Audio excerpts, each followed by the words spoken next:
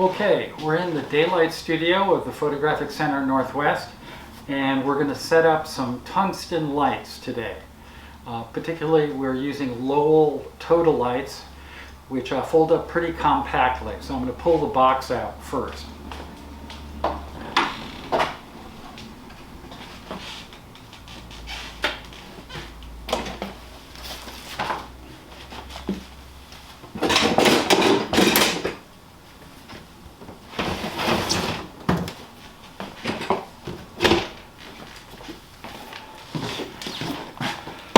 There are 4 lights in this box.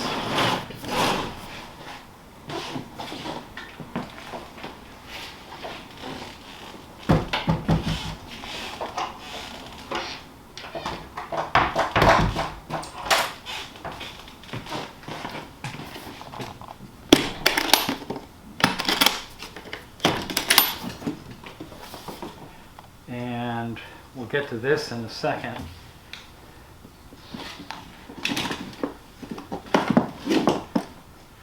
So this is what the Tota light looks like, and basically it's got a long bulb in the center there, and that is a quartz halogen bulb. So it's a filament light bulb. It's in the same family as the old-fashioned Edison light bulbs, but it's much more powerful, and the light is a little bit closer to daylight, but it's still very much a yellow light compared to daylight. For those of you who are familiar with the Kelvin scale, this light is at 3200 degrees.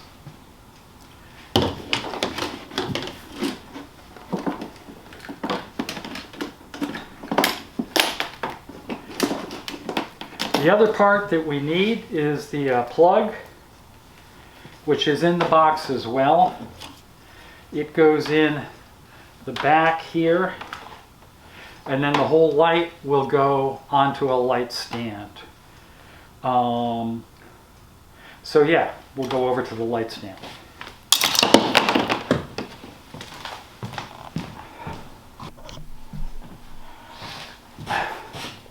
So these lights have the standard socket that just about all the lights have, except for the spider lights, which you were using last week, which needed that special attachment fixture to get them converted to this. And this goes down on the post of your light stand. The knob here is not loosened up quite enough to get it to drop all the way down, I think. Maybe it is, yeah. And then we tighten it up. Okay, and then let me loosen this, point it towards you. And also, while I'm thinking of it, you want your stand to have its legs spread out as wide as possible. And the way you do it is by getting these bars horizontal when you're adjusting the stand. And we adjust it from here.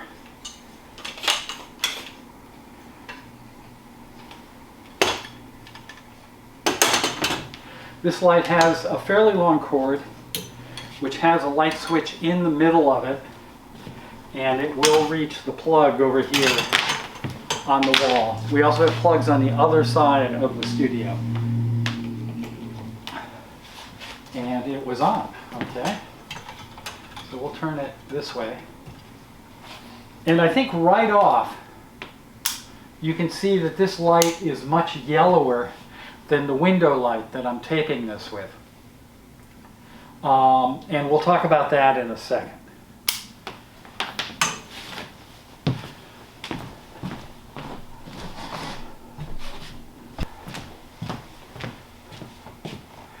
Okay, so now that we're in a little bit closer, this again is the connector that goes into the back of the light. And the light should definitely have this screen on it. You do not want to touch these bulbs. They will actually shatter sometimes after they've been touched, even if they were touched cold and then turned on later. Because they're running at a very high temperature, and they get stressed when there's oil on the surface of the bulb. which seems like a minor thing, but it's enough to stress them that they will shatter. And a friend of mine who was photographing paintings actually had one of these lights explode. He didn't have a screen, and little bits of hot glass went through the artist's painting, and she was not pleased. So the screen is to protect that. And you do not have to change these bulbs. If one of these bulbs burns out, that's definitely a job for the facility manager or somebody he's trained. These are like the torch lights that used to be popular for living rooms. They're just bigger. And that same precaution is actually true with living room lights. You do not want to touch those bulbs with your bare hands. Gloves are better for that. So going back a couple steps, these are Lowell Tota lights. We'll let that siren go through. They're also called, generically quartz halogen lights, because the bulbs are quartz glass and they're filled with halogen gas. They have that filament in it. And that filament actually heats up to 3,200 degrees Celsius. And that produces a very good light to work with if you're balanced for 3,200 in your camera. If you're not balanced for that, it's actually pretty easily corrected because you're just shifting the Kelvin on your light source or your end product. You're not having to mess with dealing with extra green in the picture or some of the other complications we have with fluorescent lights, and to some extent also with LED lights. So these are very reliable lights. The one big problem with them is they get very hot, and people actually often refer to these as hot lights. On a gloomy January day, having a hot light with sort of warm yellow colors might sound pretty good, but it is a problem sometimes. First, you have to be very careful handling these things, and second, if you're not photographing in cool conditions, your model can actually start to perspire, and so you've got to deal with that as your shoot progresses. But I like them because they are so portable and they're pretty bright compared to LED lights and some of your other alternatives for continuous light. I'm going to stop here for a second.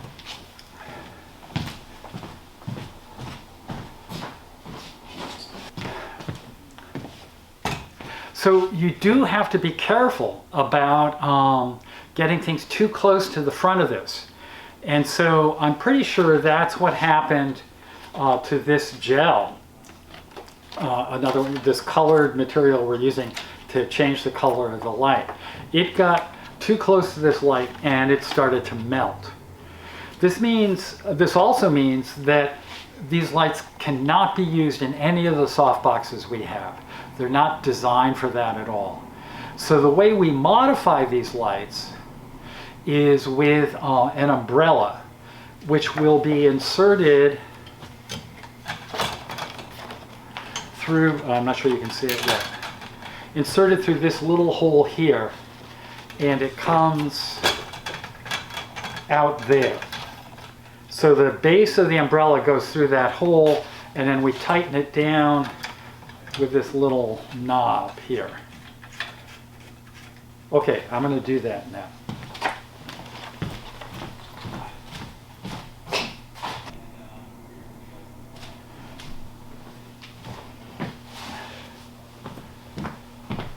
Okay, so this is a photographic umbrella, and this one has a cover over a white umbrella.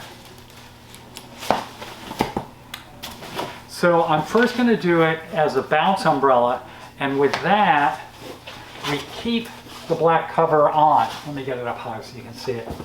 So the light will be going into the umbrella, which probably means I should turn the light around so I don't block you completely.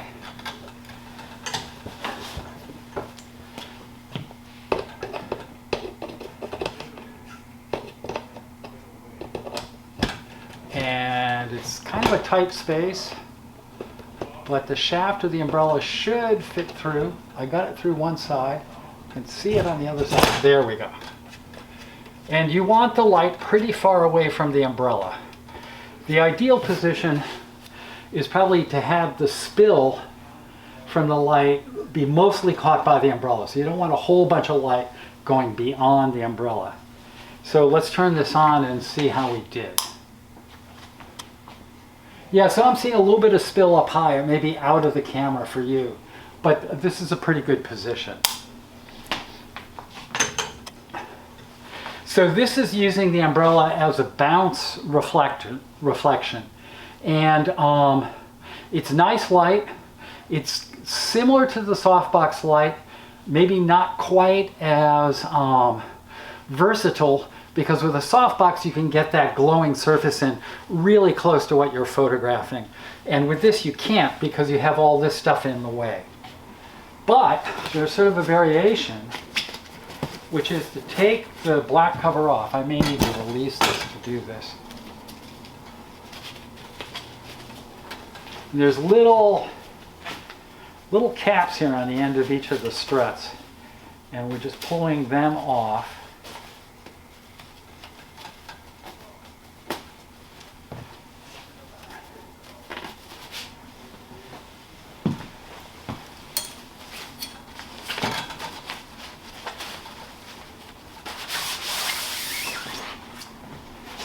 So then this slipped off the whole umbrella. Sometimes there's a screw at the end right here that you need to undo, but it looks like it's missing from this one. So I'm going to set the cover aside, open the umbrella back up, and now we can also use the umbrella as a shoot-through umbrella. Yeah, my switch is down here.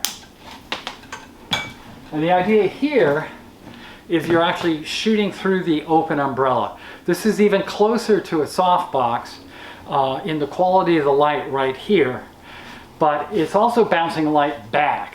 A lot of light is spilling, so you're sort of using your whole room as a reflector, unless you have something really dark on the back side of your light. Which, if we set it up in front of the windows, which have the blackout material, and a little bit away from the windows, actually might be one of those situations where you wouldn't have that much spill, because that black would soak it up. So we're still shooting with daylight balance and a lot of daylight coming in through the windows. Now I'm going to close the windows down.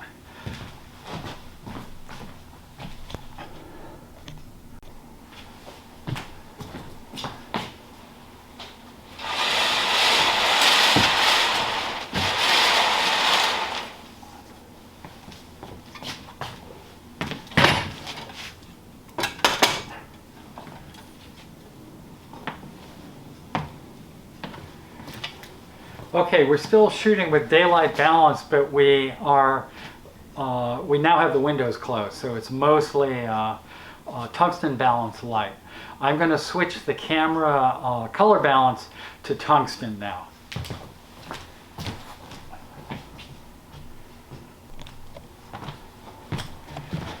So as I warned before, these lights get very hot, and with the kit you'll find this lightweight cotton glove, which I'm going to put on as a precaution.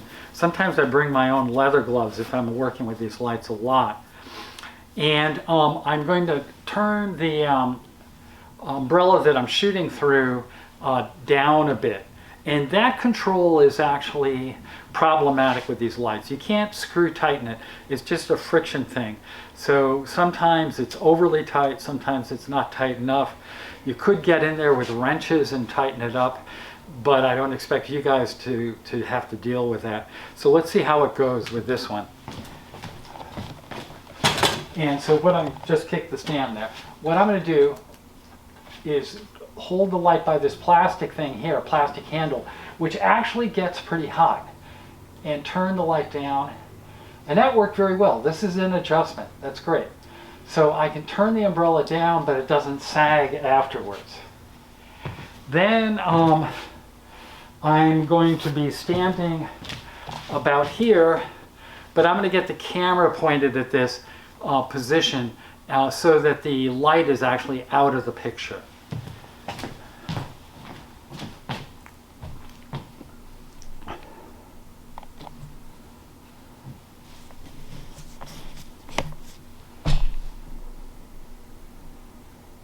And so I think I'm just going to try turning the light a bit now to control the spill.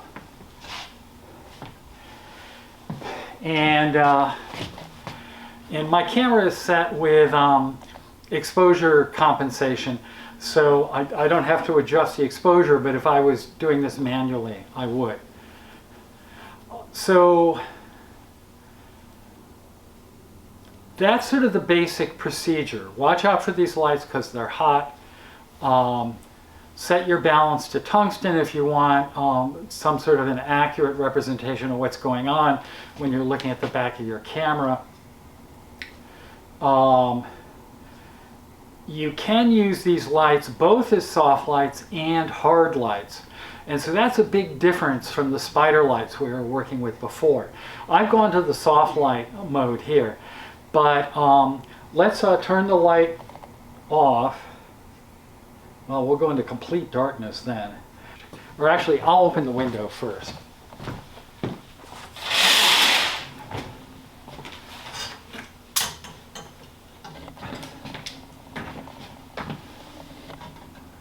So now I'm taking the shaft of the umbrella out, holding the light while I do it, closing the umbrella, and then pointing the light, and then I'm going to close the shade, because I just opened that to see what I was doing. And now you're probably seeing me under very hard light. What I mean by hard light is it's coming from a narrow source, so the shadows on my face are probably hard. The highlights are tight on my face because they're reflecting off a narrower part of my face. But this is the first continuous light we've had where you can do that. And so this gives you a much wider range of possible effects. And often what people will do is use one hard light and one soft light, particularly when you're doing still lifes and things like that. Now, hard and soft light on some things, like faces, really matters, really changes the look of them. But some other things, it doesn't change them that much. It's kind of surprising. Some arrangements of botanicals, of flowers and other design elements really don't change that much, which keeps surprising me, but that is the case. Generally things with wide surfaces do show a big difference under the different kinds of light. And I think that concludes the intro to the quartz halogen lights, which we also call quartz lights, and specifically we're using Tota lights. We have, I just remember one other thing. We have a different version of this light, which is called the Omni light. So I'm going to follow on with that light in a second here. Okay, so I'm setting up another stand here.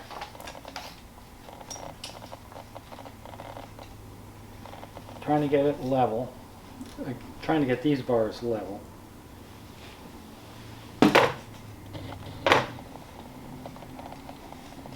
This one has different proportions, but there we go. That's what I'm trying to do. And bring it up.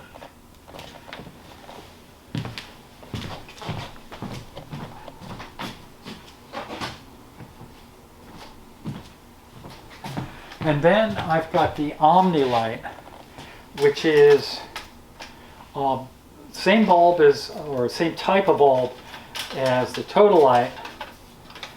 Smaller, but it's quartz halogen, 3200K. This one comes in a reflector and is perhaps an even more concentrated light. So you can get really hard light effects with this. And it also comes with an attachment, a barn door that you can put on this so you can adjust how the light is going to spill off the reflector. And finally, back here, underneath the handle, is a lever that you can move up and down, and that actually moves the position of the bulb, which I don't think you're going to be able to see. But it's moving the position of the bulb. That changes the size of the beam, the width of the beam that's being cast by this. So let's get this onto the light stand.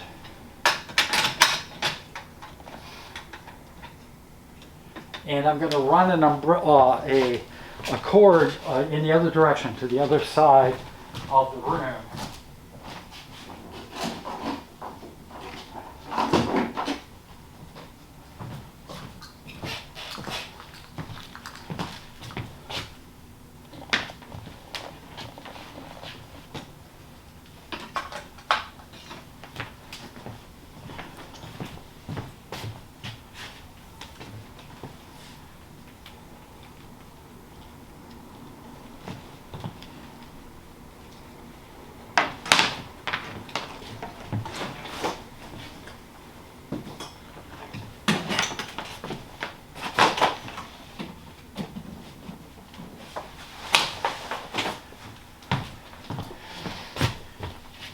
And turn this on, and I'm going to turn this other light off now.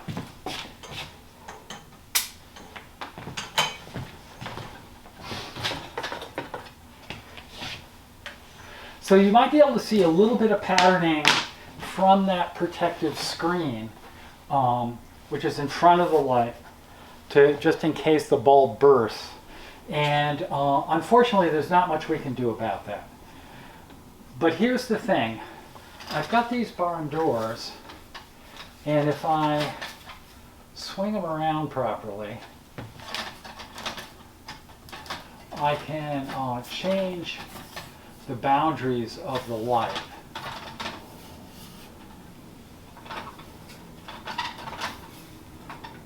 And maybe I should turn this sideways so you can see what I'm doing. I'm trying to get these things arranged. Okay, so they're all square. These little ends, these little flaps can be moved around. Oh, yeah. So this comes out better. We can limit the spread of the light. We can close it in.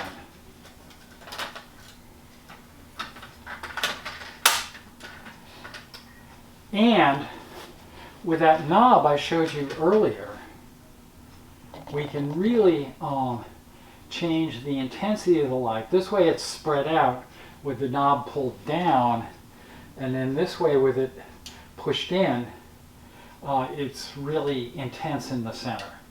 So that gives you a lighting possibility that our other equipment doesn't provide. And of course these are continuous lights, so you can use them with video if you're doing video. And because we're just not getting anything close to them, we're not using fans to cool them down, which means they're not very noisy. In fact, they're silent. So that, again, that helps with doing video because you don't have to deal with that sound.